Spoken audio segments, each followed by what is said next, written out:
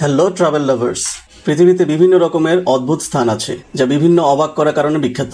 এইসব নিয়ে আমাদের নিয়মিত আয়োজনে আজকে সেরো রিকো সম্পর্কে একটি ভিডিও নিয়ে এলাম।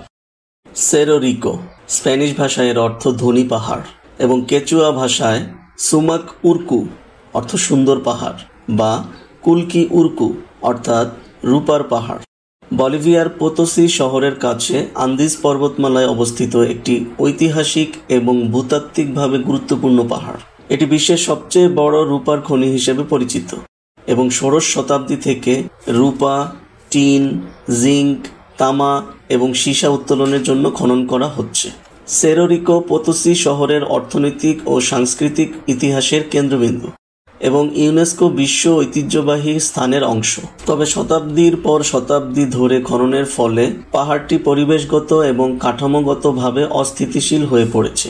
সেরো রিকো পোতোসি শহরের ঠিক দক্ষিণে বলিভিয়ার পোতোসি বিভাগের টমাস ফ্রিয়াস প্রদেশে অবস্থিত। এটি সমুদ্রপৃষ্ঠ থেকে প্রায় 4782 থেকে 4800 মিটার বা 15700 ফুট উচ্চতায় অবস্থিত। সেরো রিকোর শঙ্কু আকৃতির চূড়া শহরের উপর প্রভাব বিস্তার করে এবং এর খনিগুলো শহরের অর্থনীতি ও ইতিহাসের কেন্দ্রবিন্দু। সেরো রিকোর ইতিহাস প্রাক কলম্বিয়ান যুগ থেকে শুরু হয়, যখন এটি ইনকা সভ্যতার জন্য একটি পবিত্র স্থান ছিল।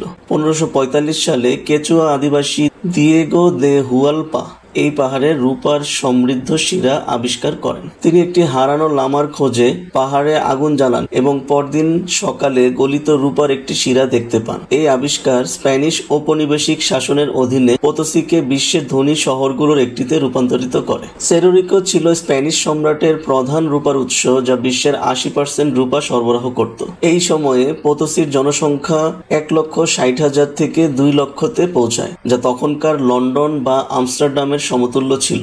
রূপা উত্তোলনের জন্য স্প্যানিশরা মিতা নামক জোরপূর্বক শ্রম ব্যবস্থা প্রয়োগ করে, যার মাধ্যমে কেচুয়া এবং আইমারা আদিবাসীদের খনিতে কাজ করতে বাধ্য করা হতো। এই শ্রম ব্যবস্থা অসংখ্য আদিবাসীর মৃত্যুর কারণ।